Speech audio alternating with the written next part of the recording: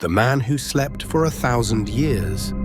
Close your eyes and let us drift together into a story about time itself, a story about sleeping through the centuries, about dreams that span epochs, about one man's journey from one age to another, carried not by machines or magic, but by the simple act of sleep. This is the story of the man who slept for 1,000 years. But before we meet him, we must first understand time, that strange dimension we all travel through, always forward, never back, at a pace that seems sometimes too fast and sometimes unbearably slow. You and I, we move through time at what we call the normal rate, 1 second per second. 60 seconds make a minute, 60 minutes an hour, 24 hours a day. This is the rhythm of human life, the tempo at which we age, the speed at which our memories accumulate. We cannot speed it up, cannot slow it down. Or can we? The universe, it turns out, has different ideas about time than we do. According to the discoveries of Albert Einstein in the early 20th century, time is not fixed. It is not absolute. It is relative, flexible, malleable. Time can stretch and compress depending on how fast you move and how deep you are in a gravitational field. This phenomenon, called time dilation, is not science fiction. It is science fact, confirmed by countless experiments used every day in the technology that surrounds us. Consider the astronauts aboard the International Space Station, orbiting Earth at 17,500 miles per hour. For every 6 months they spend on the station, they age 5 milliseconds less than people on Earth. 5/1000ths of a second, an amount so small as to be negligible in a human lifetime, but real nonetheless. The astronauts age more slowly because of their speed. The faster you move through space, the slower you move through time. This is not perception or illusion, it is a fundamental property of the universe. Astronaut twins Scott and Mark Kelly provided a fascinating example of this effect. Mark was born 6 minutes before Scott, but Scott spent about 10 times longer in space than Mark. Because Scott aged more slowly while traveling at high speed around Earth, Mark is now 6 minutes and 5 milliseconds older than his twin brother.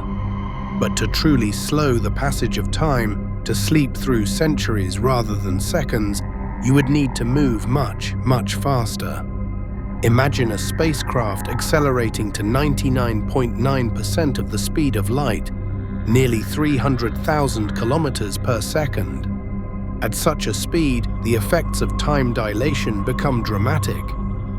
If you traveled to a star 100 light years away at this speed, your onboard clock would measure only about 4.47 years for the journey, while over 100 years would pass on Earth. From your perspective, time aboard the ship would feel normal. Your heart would beat at its usual rhythm. Your thoughts would unfold at their usual pace. You would not feel like you were moving in slow motion. But when you looked back at Earth, if you could see it, you would see time there speeding up, like a video played in fast forward. Years would pass there in what seemed like months to you. This is not just theoretical speculation. The 1971 Haffel-Keating experiments proved time dilation by flying atomic clocks on planes traveling in opposite directions. The relative motion created measurable time differences between the clocks. Time dilation is real, and it is being measured right now by the atomic clocks in GPS satellites orbiting above your head. So here is one way our man could have slept for 1,000 years. By traveling at speeds approaching that of light, he could have climbed aboard a spacecraft, accelerated to near light speed, and cruised through the cosmos. To him, perhaps only a decade might pass. He would age only 10 years, perhaps celebrate only 10 birthdays. But when he returned to Earth, he would find that 1,000 years had elapsed. Everyone he knew would be long dead, their descendants dust, the civilization he left behind transformed into something unrecognizable. This would be time travel of a sort, but only forward, never back. There is no way to reverse this process, no way to return to the world you left behind. The past is gone forever, accessible only through records and memories. But there is another way time might be stretched, another method by which a person might experience centuries in what feels like moments. This method does not require spacecraft or near light speeds.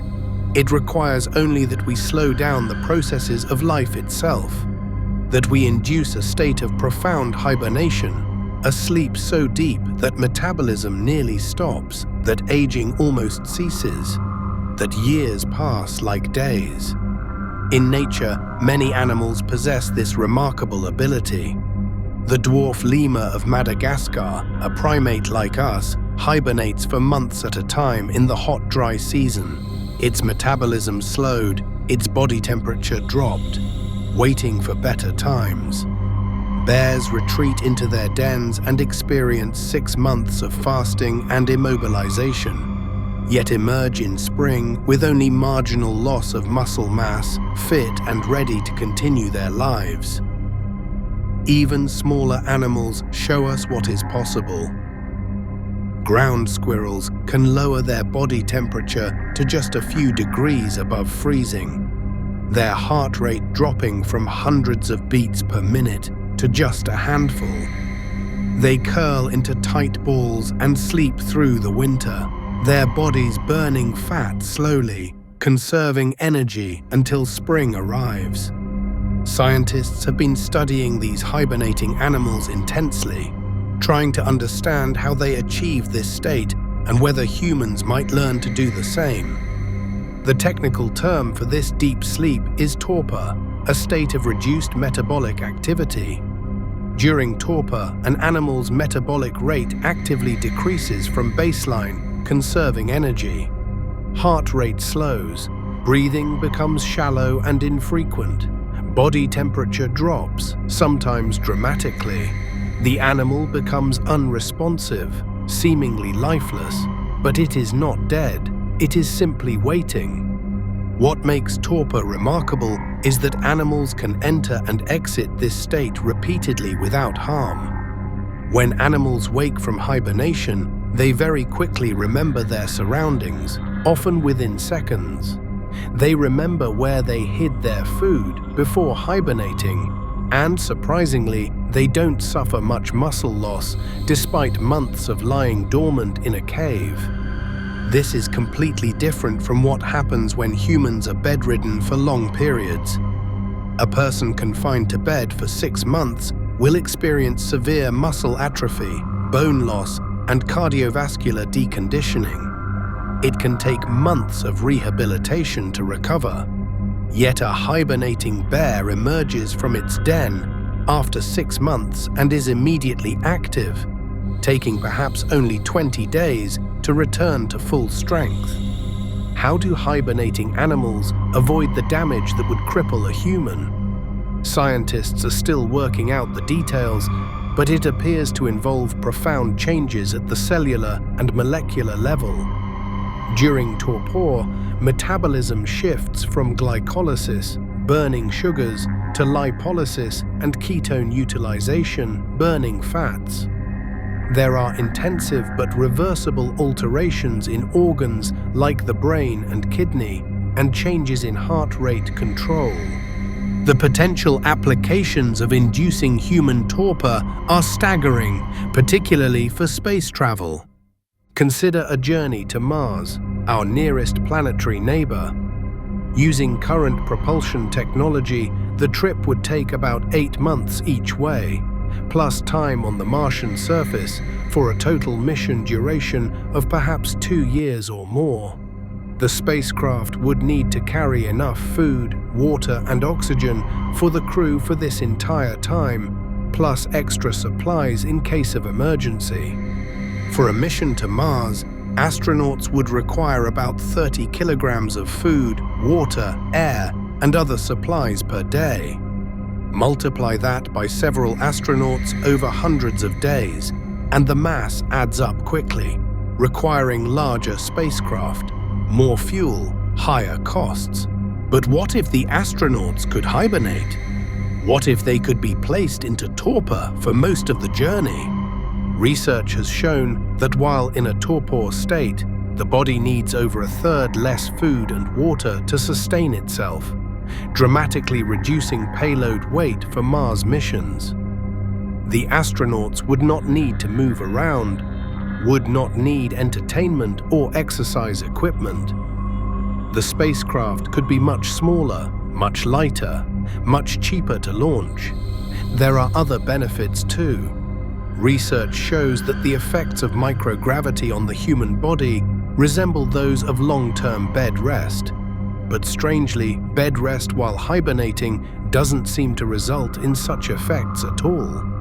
The hibernating astronauts might actually arrive at Mars in better physical condition than awake astronauts who spent the journey exercising frantically to prevent muscle and bone loss. Space agencies around the world have been seriously investigating human hibernation. NASA has funded research into torpor-inducing techniques. The European Space Agency is researching human hibernation as a countermeasure that could mitigate or eliminate the major hazards of space travel: radiation, isolation, distance from Earth, gravity fields, and hostile environments. Bears seem to be the best role model for human hibernation in space. They have similar body mass to humans and reduce their body temperature only by a few degrees, a limit considered safe for humans. Like bears, astronauts would need to gain extra body fat before entering hibernation, storing energy for the long sleep ahead. The concept is to place astronauts in individual pods, cool environments with low lights and high humidity. They would be fed and watered directly into the stomach, using tubes, removing the need for eating and normal digestion. Whole-body electrical stimulation would activate their muscles to prevent atrophy. The torpor would not be continuous. Current concepts involve rotating crew members through cycles of 8 days in torpor and 2 days awake, so a different member acts as caretaker for the others. This rotation would allow monitoring, maintenance, and exercise, gradually building toward longer hibernation periods as the technology improves. Researchers think that human hibernation studies with subjects could be feasible within a decade.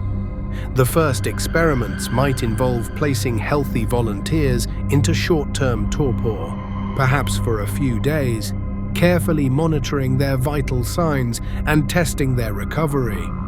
If successful, the duration would gradually increase. A week, then 2 weeks, then a month. The goal would not be to hibernate for 1,000 years. Not yet. But even hibernating for 6 months during a journey to Mars would be transformative for space exploration. Yet hibernation is not the same as traveling forward through time. The hibernating astronaut still ages, just more slowly because their metabolism is reduced. Their cells still divide, their DNA still accumulates small errors, their biological clock still ticks, albeit at a slower rate. To truly stop aging, to preserve a person unchanged across centuries, requires something more extreme. It requires bringing the temperature down, not just a few degrees, but hundreds of degrees. It requires approaching the realm of cryonics, the practice of preserving bodies at temperatures cold enough to halt all biological processes entirely. This is where science begins to blur into speculation, where proven techniques give way to hope and theory. Cryonics relies on a simple premise: life ends only when the brain's structure and information become so disrupted that no future technology could restore it. By this definition, a person who is pronounced legally dead might not be truly, finally dead if their brain structure remains intact, if their memories, their personality, the patterns of connections between neurons are still preserved.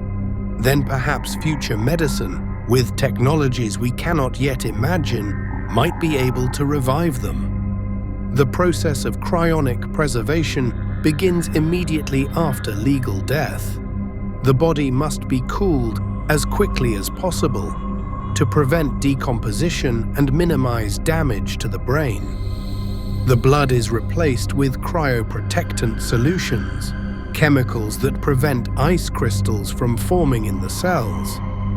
These ice crystals are the enemy of cryonics because they can rupture cell membranes and destroy the delicate structure of tissues.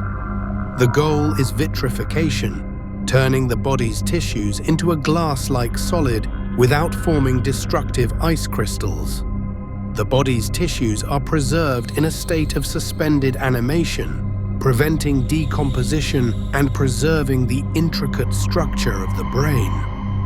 Once vitrified, the body is placed in a container filled with liquid nitrogen, which boils at -196 degrees Celsius.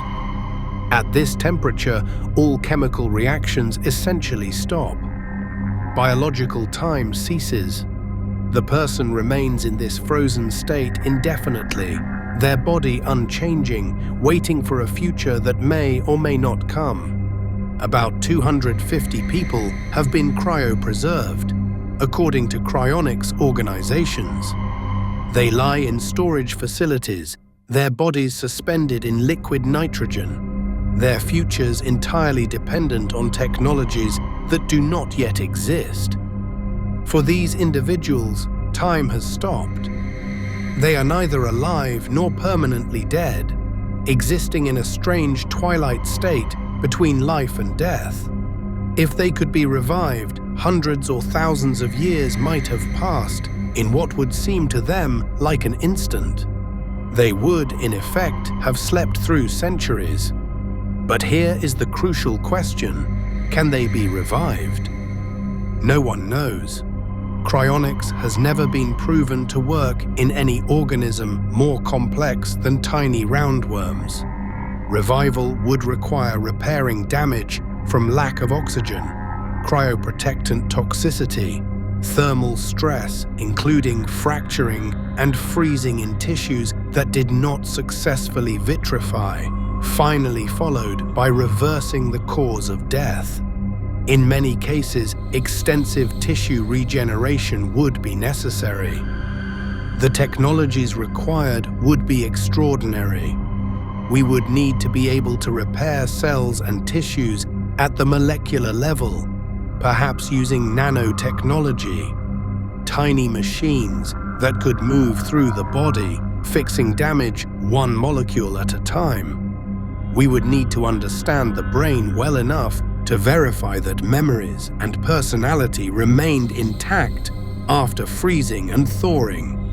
We would need to cure whatever disease or condition killed the person in the first place. These are not impossible goals, but they are far beyond our current capabilities. They may remain beyond our capabilities for centuries. Or perhaps the necessary technologies will arrive sooner than we think. No one can predict the pace of scientific advancement. Cryonics advocates hold that in the future, some kind of presently non-existent nanotechnology may be able to help bring the dead back to life and treat the diseases that killed them. So our man who slept for 1,000 years might have chosen this path: cryonic preservation, gambling that future science would be able to revive him, betting his one and only life on technologies that do not yet exist. If he won that bet, If future doctors managed to thaw and revive him, repairing whatever damage the preservation process caused, curing whatever condition ended his life, then he would indeed wake 1,000 years in the future. But there is yet another possibility, another way our man might have slept through the ages. This method involves not one person sleeping, but many, not a single lifetime, but multiple generations. This is the concept of the generation ship, a spacecraft designed to travel between stars across centuries, carrying not just passengers, but entire communities who will live, reproduce, and die during the journey. Generation ships represent one of the most fascinating solutions to the challenge of interstellar travel. The concept is simple in principle, but staggering in execution. If we cannot travel fast enough to reach another star within a human lifetime, we must build a vessel large enough to sustain multiple generations during the journey. The idea was first seriously proposed by rocket pioneer Robert Goddard in 1918 in an essay titled The Ultimate Migration. He envisioned using small moons or asteroids as ships, hollowed out and equipped with life support systems, carrying crews in suspended animation across the vast distances between stars. Since then, the concept has evolved considerably. Modern proposals for generation ships envision enormous cylindrical structures, sometimes dozens of miles long, rotating to create artificial gravity through centrifugal force. Inside these rotating cylinders would be complete ecosystems, farms and forests, lakes and rivers, homes and communities. Everything needed to sustain human life for centuries.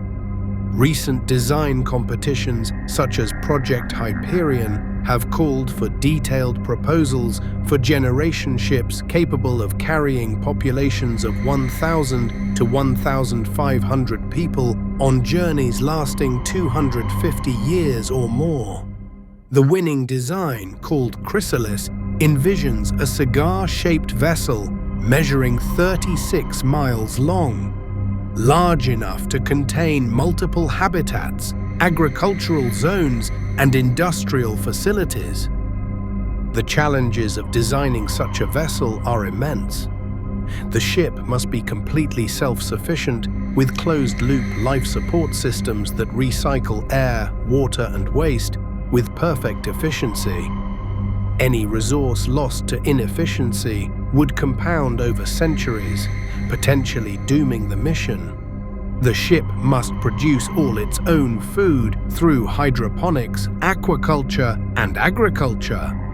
It must manufacture spare parts and tools to maintain itself during the long voyage. But perhaps the greatest challenges are not technological, but social and psychological. How do you maintain a stable society in complete isolation for multiple generations? How do you preserve knowledge and culture across centuries when no one aboard has any memory of Earth? How do you prevent the inevitable drift and change that occurs in isolated populations? Population control becomes crucial. Births must be carefully managed to maintain a sustainable population that neither grows beyond the ship's capacity nor shrinks to dangerous levels where genetic diversity is lost. Some proposals suggest a population of around 1,500 people as optimal, large enough for genetic diversity, but small enough to be sustained by the ship's resources. Governance presents another challenge. How do you organize power and decision-making in a closed society where there is no possibility of escape or emigration? Some designs propose collaboration between human leaders and advanced artificial intelligence, with the AI serving as a repository of knowledge and a neutral arbiter in disputes. The psychological effects of confinement are difficult to predict. Humans evolved to roam freely across landscapes, to see horizons and open skies. Life inside a generation ship, no matter how spacious, would be fundamentally different. The entire universe would be reduced to the interior of the vessel. Earth would be visible at first as a distant blue dot, then would fade from view entirely as the ship traveled farther into the void.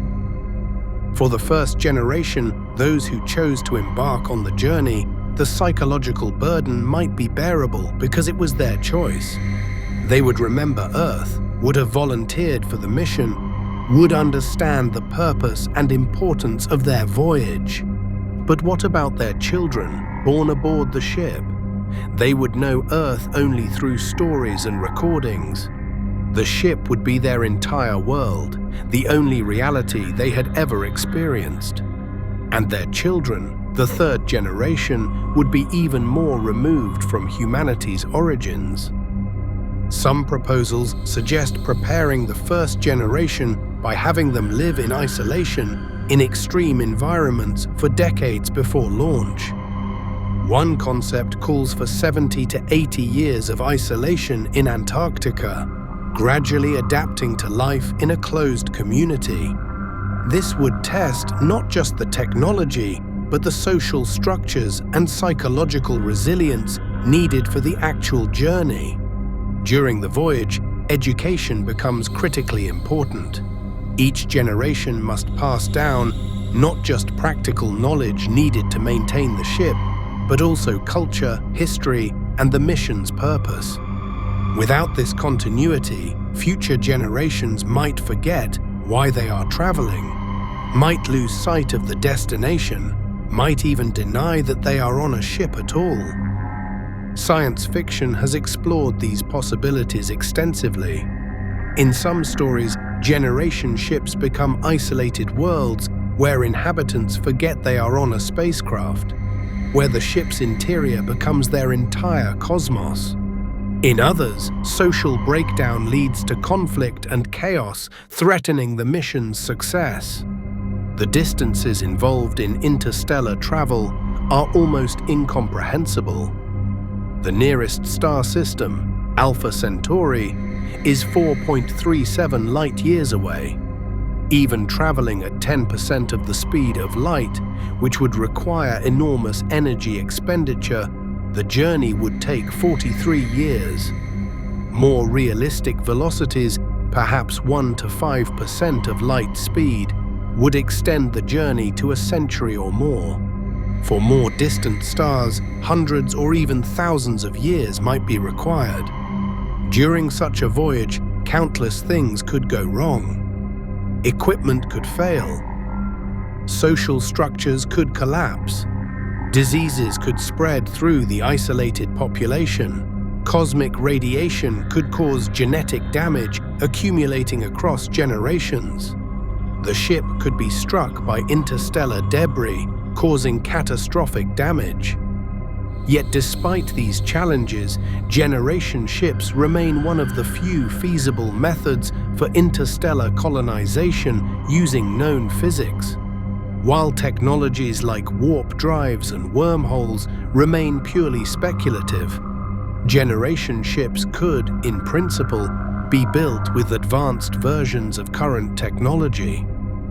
Some scientists suggest combining generation ships with hibernation technology. Rather than having the entire population awake for the journey, most passengers could be placed in torpor, with a small rotating crew remaining awake to maintain the ship. This would dramatically reduce resource requirements and psychological stress, while still avoiding the uncertain prospects of cryonic preservation.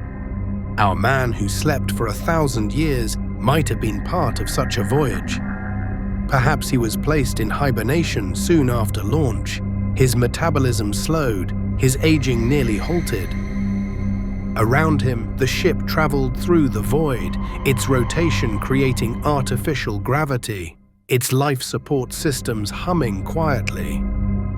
Small rotating crews monitored the systems, made repairs, and then returned to hibernation themselves.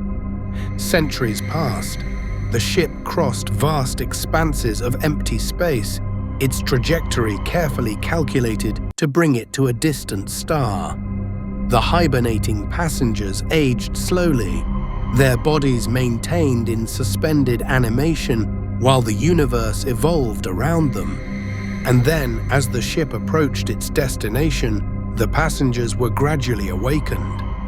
Systems monitored their vital signs, slowly raising their body temperature, stimulating their muscles, bringing them back to consciousness. Our man opened his eyes for the first time in centuries. From his perspective, almost no time had passed. He might remember boarding the ship, remember the preparations for hibernation, remember lying down in his pod and drifting into sleep. The voyage itself would be a blank, a missing chapter in his life. But 1,000 years would have passed. On Earth, if it still existed, civilizations would have risen and fallen. Technology would have advanced beyond recognition. The people he knew would be dust, their descendants spread across multiple star systems. Perhaps humanity transformed in ways he could not imagine. And he, stepping out of his hibernation pod, would find himself in orbit around an alien star, looking down on a world that no human had ever seen before. He would be, in a very real sense, a man out of time, a visitor from the past arriving in the future. But to truly understand what sleeping for 1,000 years would mean, we must consider not just the physical and technological aspects, but the psychological and philosophical dimensions. Sleep is fundamental to human existence. Every organism with a nervous system sleeps in some form. Sleep is not a luxury or an optional state. It is a biological necessity as crucial as breathing or eating. Why do we sleep? The question has puzzled scientists for centuries. We know that sleep is important for memory consolidation, for clearing metabolic waste products from the brain, for regulating hormones and immune function. But the deeper question, why consciousness must periodically shut down, remains mysterious. During sleep, our conscious experience largely disappears. We are not aware of the passage of time. 8 hours of sleep can feel like moments. This is perhaps the closest most of us ever come to experiencing what it might be like to travel through time. We close our eyes, surrender to sleep, and then open them to find that hours have passed in what seems like an instant. This nightly loss of consciousness is, in its own way, a small death. We trust that we will wake again, but that trust is an act of faith. Each night we let go of our awareness, confident that it will return in the morning. Most of the time it does, but sometimes, for some people, it does not. Extended sleep, whether through hibernation or cryonic preservation, would be qualitatively similar to normal sleep. The subjective experience would be the same, closing your eyes, losing consciousness, then opening your eyes again. The difference would be in what you find when you wake. The human experience of time is intimately connected to consciousness and memory. We perceive time passing because we are conscious of the stream of experiences flowing through our awareness. We remember the past because our brains encode experiences as memories, creating a sense of continuity between past and present. But during sleep, this continuity is interrupted. We have dreams, those strange quasi-conscious experiences that occur during rapid eye movement sleep, but we often don't remember them. The hours of deep sleep are simply gone from our conscious experience, as if they never happened. If you were to hibernate for 1,000 years, the subjective experience would be no different from sleeping for a single night. You would close your eyes in one era and open them in another, with no awareness of the time that passed between. A millennium would compress into a momentary transition, no different from the transition between wakefulness and sleep you experience every night. But the world would remember. The 1,000 years would have happened, even if you did not experience them. Events would have unfolded, people would have lived and died, civilizations would have evolved. You would have been absent from history, a sleeper preserved through time while the world moved on without you. There is something both appealing and terrifying about this prospect. The appeal is obvious. You could skip over the difficult times, the slow progress of technological development, the waiting for solutions to problems that cannot be solved in your lifetime. You could go to sleep with a terminal illness and wake to find that medicine has advanced enough to cure you. You could sleep through a dark age and wake to a renaissance. But the terror is equally clear. You would lose everything and everyone you know. Your world would be gone, replaced by something foreign and strange. You would be utterly alone, a relic from the past, trying to find your place in a future that has no memory of you. This is not a new fear. Humans have long been fascinated by stories of people who sleep through time. Washington Irving's story of Rip Van Winkle, who sleeps for 20 years and wakes to find his world transformed, resonates because it touches on deep anxieties about change and obsolescence. In the modern world, these anxieties are perhaps stronger than ever. Technology evolves so rapidly that skills and knowledge can become outdated within years. Cultures change, languages evolve, social norms shift. Even without hibernation or time dilation, we can feel like time travelers, watching the world transform around us faster than we can adapt. The man who slept for 1,000 years would experience this disorientation to an extreme degree.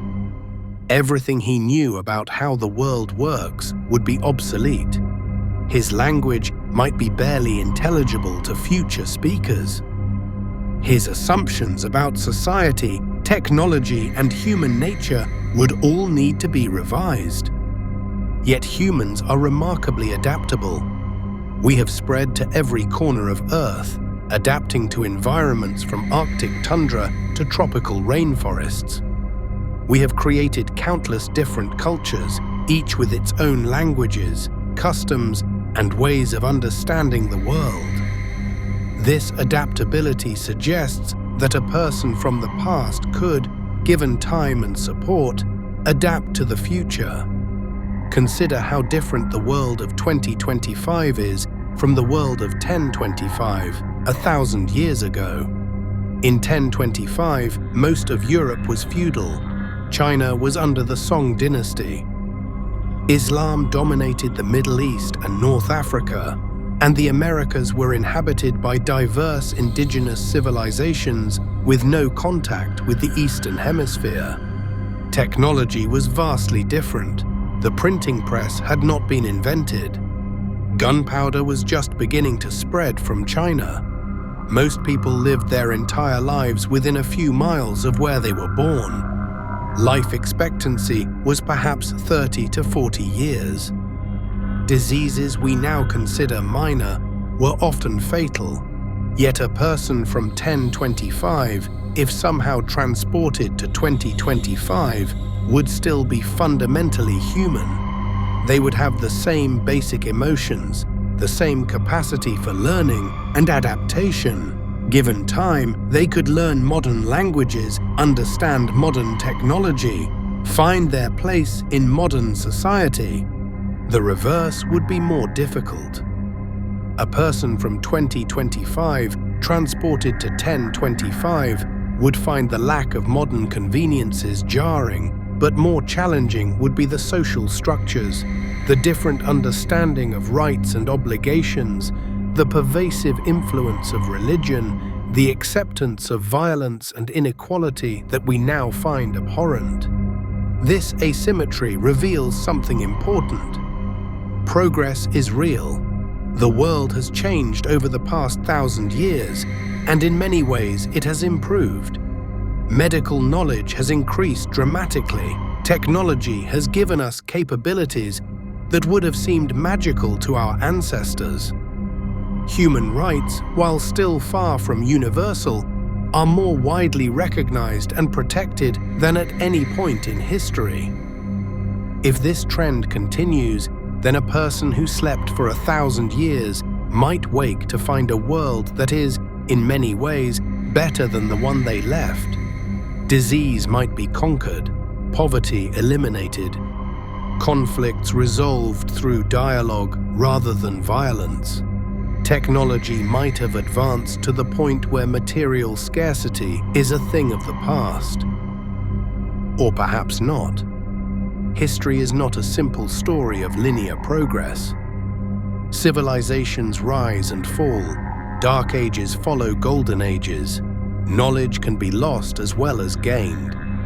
A person who slept for 1,000 years might wake to find that humanity had regressed, that knowledge had been forgotten, that new problems had emerged to replace old ones.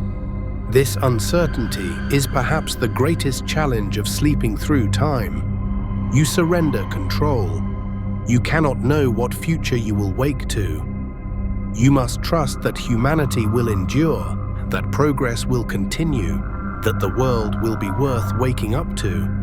Yet despite these uncertainties, the allure remains. The desire to see the future, to witness how our story unfolds, is deeply human. We want to know how things turn out. We want to see the consequences of our actions, the results of our struggles, the shape of the world we are helping to create. And so we imagine ways to bridge the gap between present and future. We tell stories of time travelers and generation ships and cryonic preservation. We research hibernation and time dilation. We build monuments and write books, attempting to send messages to the future even if we cannot physically travel there ourselves. The man who slept for 1,000 years is, in the end, a metaphor. He represents our relationship with time, our desire to transcend our limitations, our hope that the future will be worth the wait. As you lie here now, preparing for your own nightly journey into sleep, consider what these thoughts about extended sleep reveal about ordinary sleep, the kind you experience every night. Sleep is a mystery we take for granted. We spend roughly a third of our lives asleep, yet we barely think about what this means. Every night, your consciousness disappears. Your awareness of the world ceases. Your sense of self temporarily dissolves.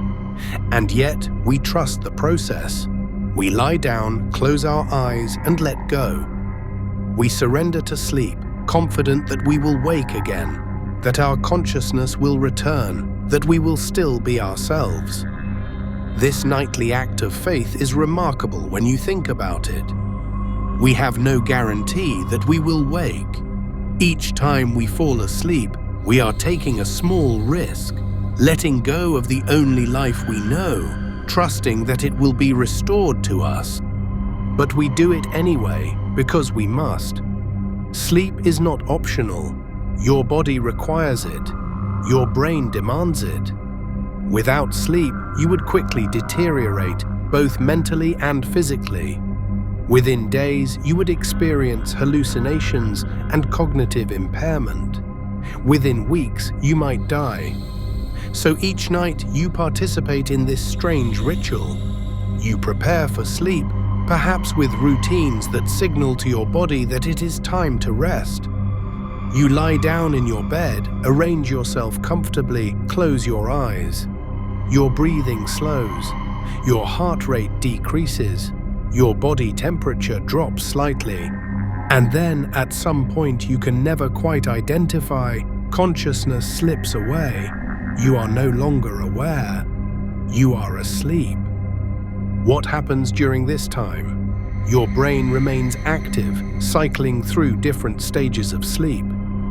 In the lighter stages, you might be dimly aware of your surroundings. In deeper stages, your awareness disappears completely. During REM sleep, your brain becomes almost as active as during waking, but you are paralyzed, unable to move, experiencing vivid dreams that you may or may not remember. These cycles repeat throughout the night, each lasting about 90 minutes. 4 or 5 complete cycles make up a typical night's sleep. Throughout this time, your body is performing crucial maintenance. Cells are being repaired. Toxins are being cleared from your brain. Memories are being consolidated. Important experiences transferred from temporary to long-term storage. You are not conscious of any of this. From your perspective, nothing is happening. Time has stopped, or rather has become irrelevant. You exist in a timeless state, neither fully present nor fully absent. And then, gradually or suddenly, consciousness returns. Perhaps you wake naturally as your sleep cycles complete. Perhaps you are awakened by an alarm or by light entering your room. Either way, awareness seeps back. You become aware of your body, your surroundings, yourself. You open your eyes and return to the world. Usually, only a few hours have passed. The world is essentially unchanged. If you fell asleep at night, it is now morning. The sun has risen. A new day has begun. You stretch, perhaps feeling slightly disoriented for a moment, and then you continue with your life. But imagine if, instead of a few hours, 1,000 years had passed. Imagine opening your eyes to find not morning but a different millennium. The sunlight streaming through your window would be the same, but everything else would have changed. This is the thought experiment at the heart of our story. It asks us to consider what is essential about our existence and what is contingent, what would persist across time and what would be transformed. Your body would persist, assuming the technology of preservation or hibernation worked perfectly. You would still be you, still have the same memories, the same personality, the same fundamental identity. But your context would be gone. Everyone you knew would be lost to time. Every place familiar to you would be changed or gone. You would be a stranger in a strange land, carrying within you the only remaining traces of a vanished world. Would you still be the same person? Philosophers have long debated questions of personal identity, asking what makes you the same person from moment to moment, from year to year. If every cell in your body is replaced over time, if your memories change and fade, if your personality evolves, are you still the same person? The man who slept for 1,000 years would face this question in its most extreme form. His body would be the same, preserved or hibernated. His memories would be the same, assuming they survived the preservation process intact. But his entire world would be gone. Would he still be himself? Or would he become something new? Someone defined not by his past, but by his unique situation as a visitor from another time? There are no easy answers to these questions. They touch on fundamental mysteries of consciousness, identity, and time that philosophy and science have wrestled with for centuries without resolution. But perhaps that is appropriate. Perhaps some mysteries are meant to remain mysterious, some questions meant to provoke thought rather than demand answers. As you drift deeper now into your own sleep, let these questions fade. Let the concerns of waking life dissolve. You are not going to sleep for 1,000 years. Tomorrow you will wake, and only a single night will have passed. But in that sleep, brief as it is, you will participate in one of the great mysteries of existence. You will surrender consciousness, let go of awareness, Trust in the process that has sustained life for millions of years. Sleep is the rehearsal for death, some philosophers have suggested. Each night we practice letting go, releasing our grip on consciousness, accepting our temporary absence from the world. And each morning, we are reborn, consciousness restored, given another day to live and experience and wonder. The man who slept for 1,000 years, whether he traveled by relativity or hibernation or cryonic preservation or generation ship, was doing nothing fundamentally different from what you do every night. He simply did it on a grander scale, across a vaster span of time. His story reminds us that time is not absolute, that consciousness is fragile and temporary, that change is inevitable. It reminds us that the present moment is all we truly have, that the past is memory and the future is possibility, and that the only real existence is now, in this moment, in this breath, in this heartbeat. So rest now, traveler through time. Let your consciousness dim. Let the weight of thought lift from your mind. Let your body relax into sleep, that nightly journey into the unknown. You are safe here. You are held by forces older than humanity, bound by rhythms that connect you to all living things. Your heart beats in time with the universal pulse. Your breathing synchronizes with the ebb and flow of existence itself. Tomorrow awaits, but tomorrow is not now. Now is this moment of gentle surrender, this soft descent into rest. Let your breathing slow, becoming deeper, more rhythmic. Feel how your chest rises and falls, how air flows in and out, carrying with it the simple gift of life. Each breath is a small miracle, an exchange with the universe around you. You breathe in oxygen that trees have created, molecules that have traveled through countless organisms before reaching you. You breathe out carbon dioxide that will feed those same trees, completing a cycle billions of years old. This is your connection to time, not through sleeping for centuries, but through participating in cycles that span all of existence. The atoms in your body are ancient. They were forged in stars that died before our sun was born. They have been part of rocks and rivers, plants and animals, rain and soil. They have traveled through time not by hibernation, but by transformation, becoming different things while remaining fundamentally unchanged. You are made of stardust and time.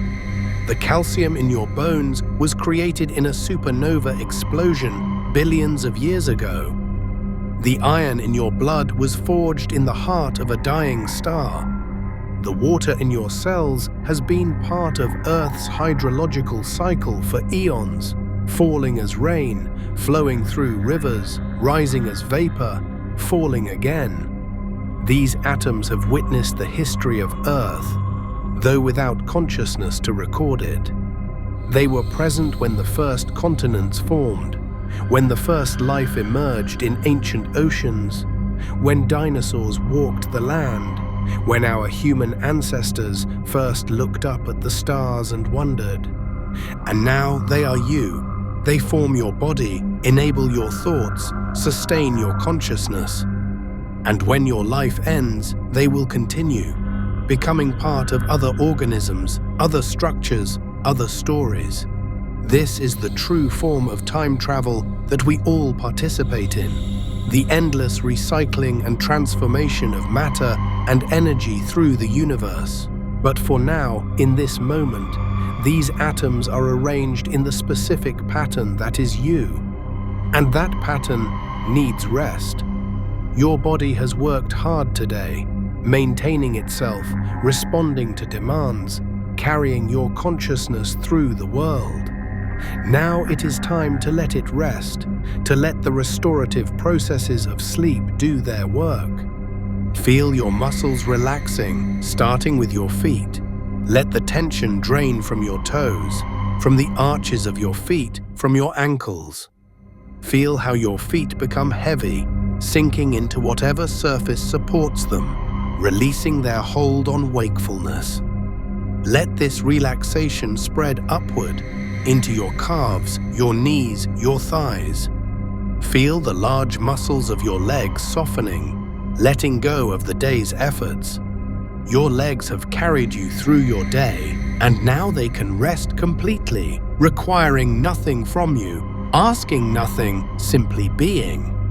Your hips and lower back release their tension. Feel how the gentle weight of your body presses into your bed, how you are supported, held, cradled by the surface beneath you.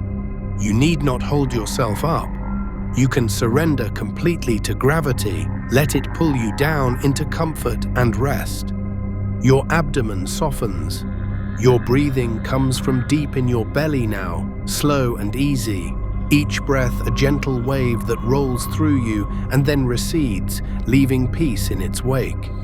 Your chest expands and contracts with minimal effort.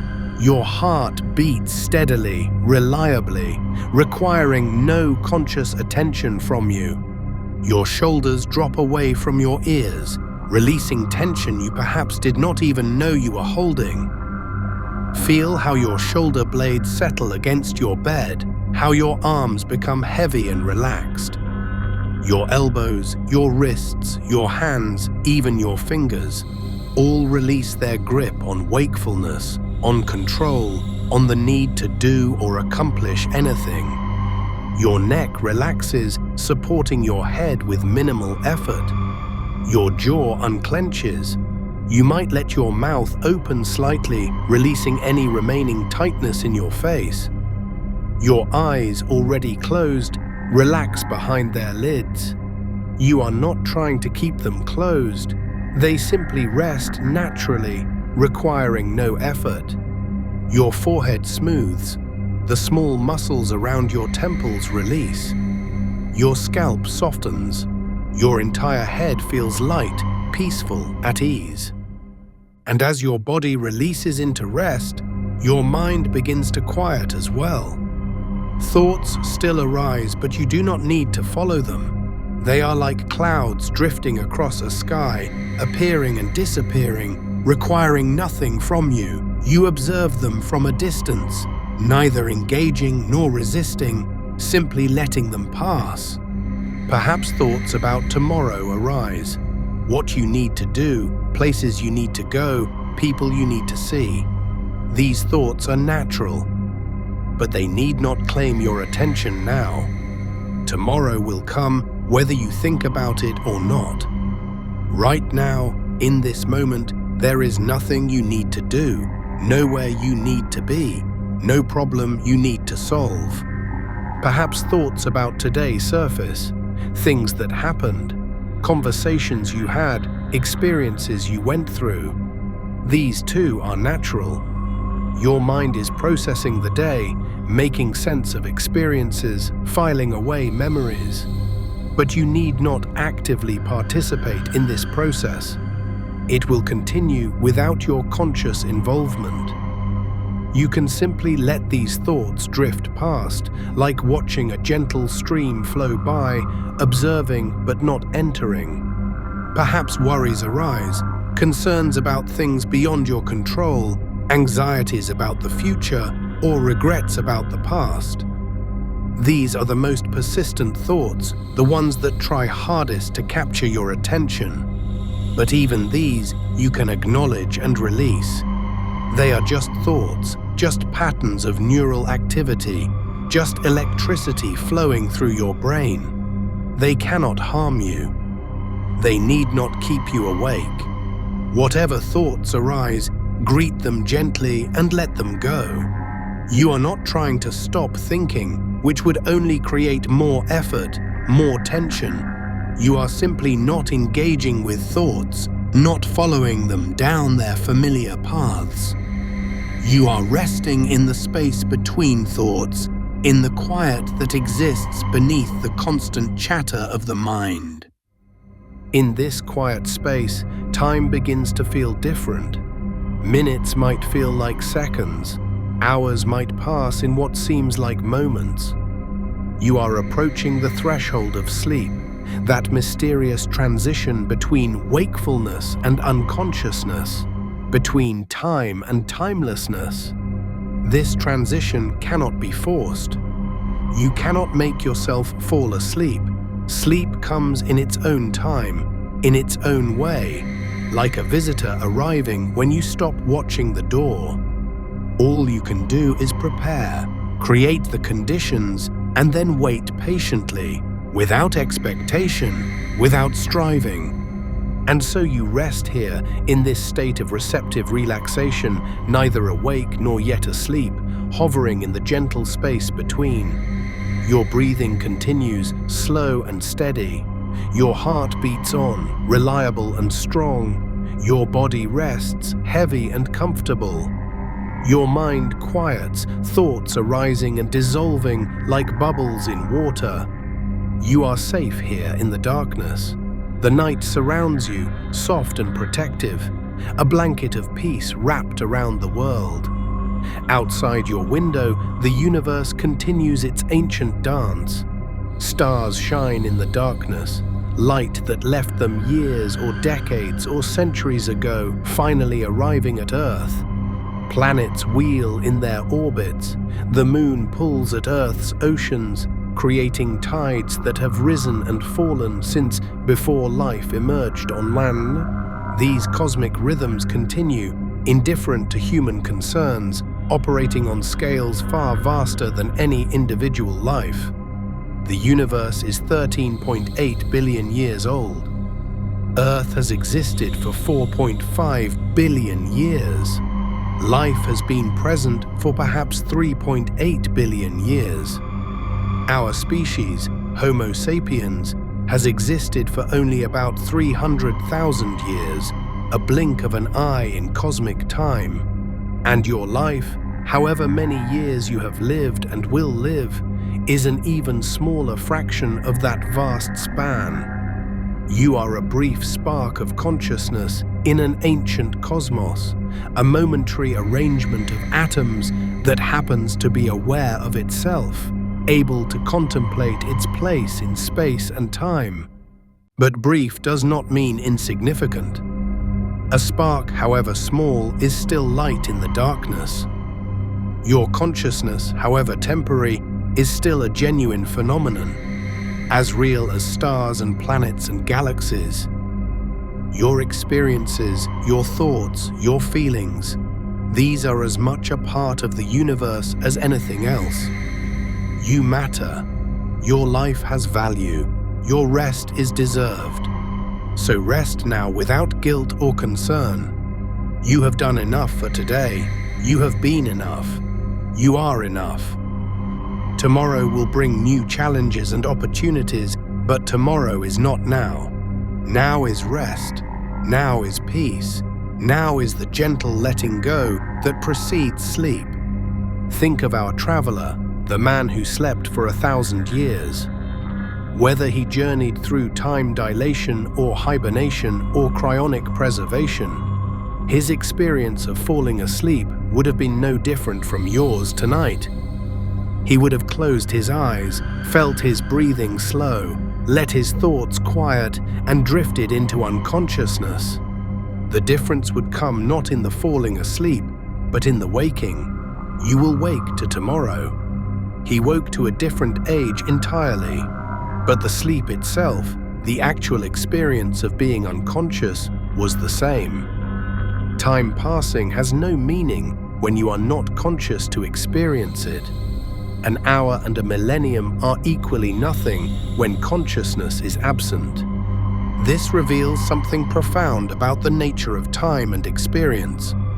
What matters is not the amount of time that passes, but the quality of the moments we are awake to experience.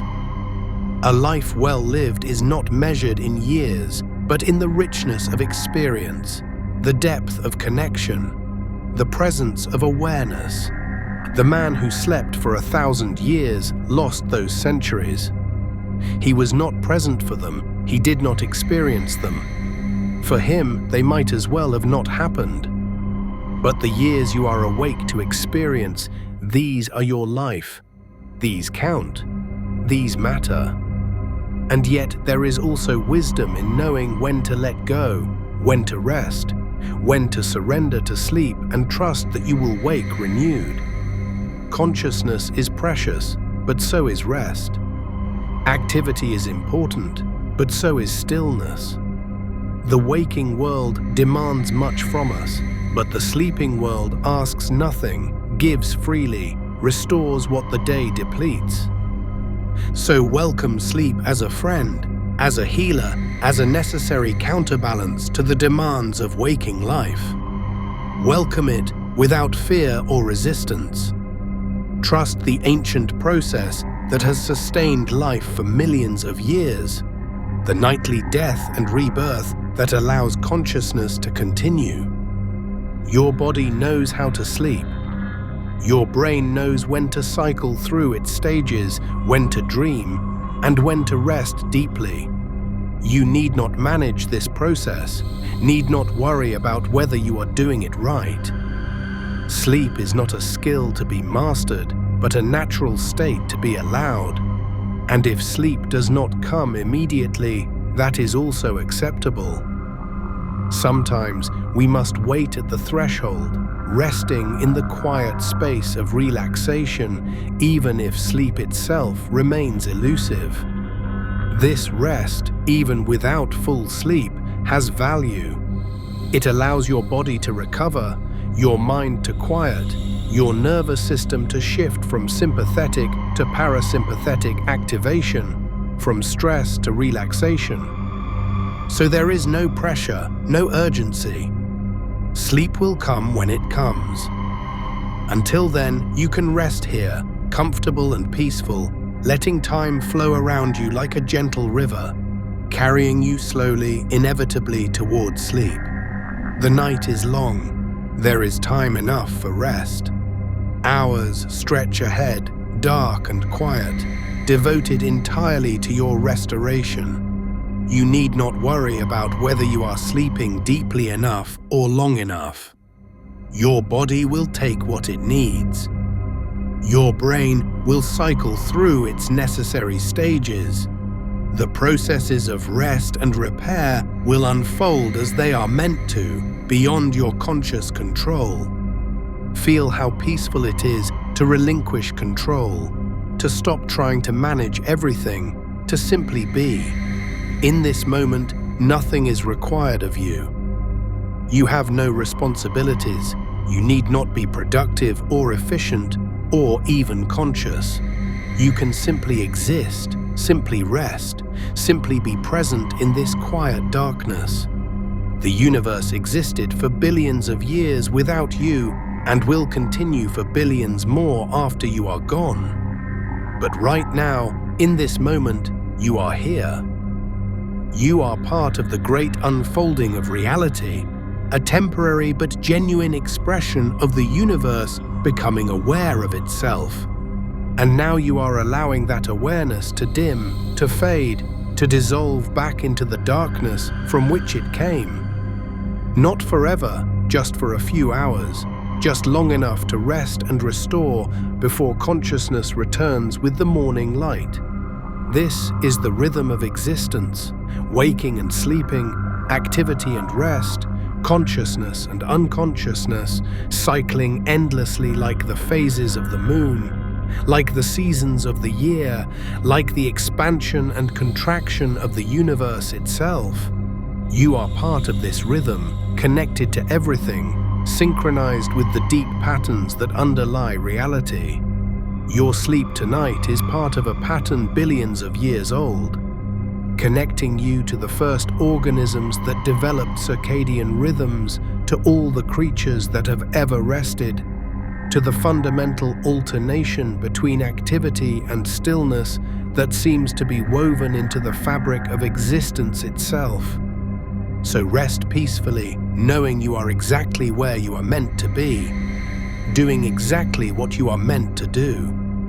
Sleep is not laziness or escape. It is necessary, vital, essential to your well-being and survival. Let your breathing continue, slow and steady, an anchor keeping you gently tethered to your body even as your mind drifts further from waking awareness. Each breath is a wave that carries you a little further from shore, a little deeper into the ocean of sleep. Your body is so heavy now, so relaxed, so comfortable. It rests completely, requiring nothing from you, allowing you to drift freely into whatever dreams may come, or into the deep, dreamless sleep that is pure rest, pure restoration. The darkness is soft and welcoming. The silence is peaceful. The night wraps around you like a blanket, warm and protective. You are safe. You are cared for. You are home. And somewhere in this gentle darkness, the boundary between waking and sleeping begins to blur. You are no longer quite awake, but not yet fully asleep, hovering in that twilight realm where reality and dream intermingle, where time becomes fluid and strange. Perhaps images arise, fragments of dreams beginning to form. Perhaps you see colors or shapes or scenes from your day transformed by the logic of dreams into something new and strange. Or perhaps there is only darkness, only peace, only the profound rest that comes when consciousness finally releases its hold and allows sleep to claim you completely. However sleep comes to you tonight, welcome it, trust it, surrender to it completely. Let go of everything, all thought, all concern, all effort. Just rest, just sleep, just be. The man who slept for 1,000 years is just a story, but your sleep tonight is real. It is happening now, and in this sleep, you will find restoration, healing, peace. You will dream or not dream. You will rest deeply or cycle through lighter sleep. Your brain will do what it needs to do. Your body will repair what needs repairing, and in the morning, you will wake refreshed, renewed, ready to face another day. But morning is hours away. Right now is sleep. Right now is rest. Right now is peace. Breathe slowly, rest deeply. Let go completely. You are drifting now, floating in warm darkness, supported by something vast and gentle, carried towards sleep like a leaf on a slow river, moving without effort, without destination, simply moving, simply floating, simply being. And if these words still reach you, if some part of your awareness still registers them, know that it is time now to let even these words go. You need no more guidance. You know the way from here. Sleep is close now, so close, waiting just beyond the next breath, the next heartbeat, the next moment of letting go. Rest well, traveler. Sleep deeply, dream sweetly if you dream at all. And know that tomorrow, when you wake, only a single night will have passed. But you will have experienced in miniature what the man who slept for 1,000 years experienced on a grander scale. The miracle of consciousness, released and then restored, the gift of rest and renewal, the ancient rhythm of sleep and waking that connects us all to the deepest patterns of existence. If this journey through time and sleep has brought you peace tonight, if these thoughts and images have helped you find your way toward rest, then perhaps you might return again tomorrow night, or the night after, for another voyage through the cosmos and its mysteries. There are infinite stories to explore, infinite paths to trace, infinite wonders waiting in the darkness between stars and in the darkness behind your closed eyes. But for now, this journey is complete. The story is told, the words are ending. And you, dear listener, are free to drift away completely, to let sleep claim you, to rest through the long night ahead. Thank you for traveling with me tonight. Thank you for listening. Thank you for being here. Now sleep. Sleep deeply, sleep peacefully, sleep well. Good night, traveler through time. Good night, dreamer. Good night, sweet dreams.